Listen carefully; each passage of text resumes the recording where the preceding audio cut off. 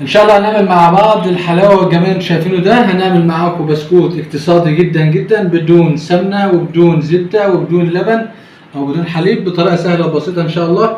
زي ما انتم شايفين حضراتكم كده، بسم الله ما شاء الله. البسكوته ظهرها عامل ازاي يا جماعه؟ شوفوا قلبها اهيت، وهنفتحها من قلبها. حضراتكم شايفين ناعمه ومقرمشه، وان شاء الله تعجبكم باذن الله. هنعملها مع بعض بطريقه سهله وبسيطه جدا. يلا نبدا مع بعض عشان خاطر الاطفال الصبح هم رايحين المدارس. حاجه كده مع اللبن ان شاء الله، حاجه مغذيه. بسم الله ما شاء الله هيعجبكم. لو عجبكم الفيديو تابعونا للنهايه وان شاء الله يعجبكم الفيديو. بسم الله الرحمن الرحيم. السلام عليكم ورحمه الله وبركاته. اهلا ومرحبا بكم مع حلقه جديده من قناه السليمان. النهارده ان شاء الله هنعمل مع حضراتكم نوع بسكوت سهل جدا وخفيف وبدون تكلفه، وان شاء الله علشان الاطفال في المدارس هيعجبكم باذن الله. اول حاجه هنعملها معانا 200 جرام دقيق.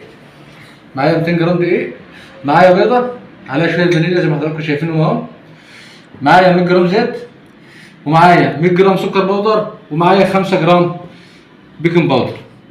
هنبدا بطريقه سهله جدا وبسيطه، بسكوت اقتصادي جدا. هنحط البيكنج باودر مع الدقيق، هنقلب البيكنج باودر الاول مع الدقيق اهو،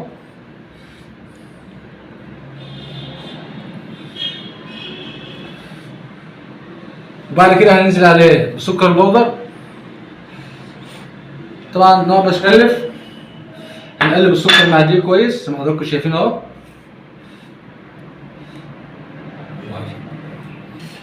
بعد كده هنزل بالزيت، 100 جرام زيت اهيت.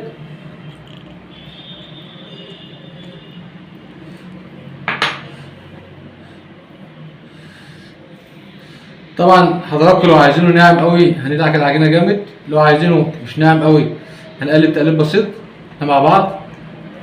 بعد كده هنزل بالبيضه بتاعتي اهو مع شويه الفانيليا.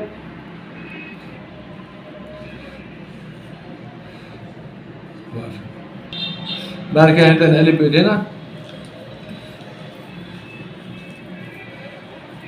طبعا كده يا جماعه احنا بسينا البسكوت اهوت. طبعا زي ما انتم شايفين لسه مفرول اهوت. هنبدا احنا ننزل ب 50 جرام لبن او ميه. انا هحط ميه وممكن نحط لبن، لو عايزين تحط لبن مكان عالي هنحطها واحده واحده كده عشان نبدا نشوف هتعمل معانا ايه.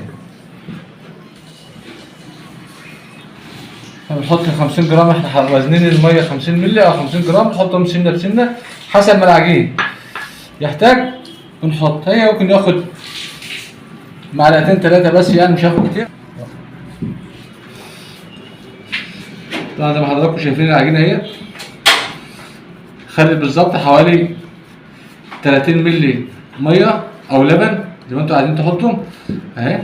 كده العجينه ناعمه اهي، في نفس الوقت مش بتلزق ميه اهي. هنبدا ان احنا طبعا نشتغل بيها اهي.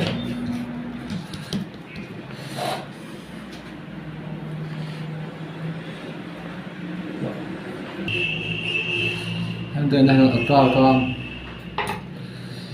حضراتكم هتشوفهم اهو.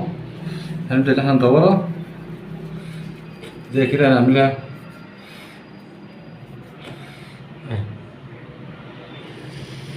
زي 7 كفته كده حضراتكم شايفينها.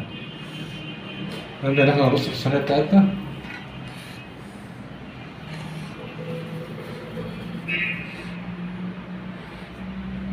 اهو. طبعا هي بتبقى شايفين اللمعه بتاعته ما شاء الله، وشكله حلو، شكله جميل. حاجه خفيفه كده عشان المدارس والاولاد مع كوبايه اللبن وكوبايه الشاي الصبح. ان شاء الله تعجبكم باذن الله. بعد ما احنا ما عملناها هنبدا ان احنا بشوكه زي كده اهي، وهنبدا نعلم عليها بالراحه كده. طبعا الشكل بسم الله ما شاء الله، خلي شكل البسكوت بتاعنا كويس. طبعا احنا بنسيب بين البسكوته والبسكوته يعني واسع كده عشان خاطر لو تفرشت شويه في الفرن. حضراتكم شايفين اهو، نسيب مساحه ما بين البسكوته والبسكوته بحيث ان هي برضو ده الشكل بتاعها.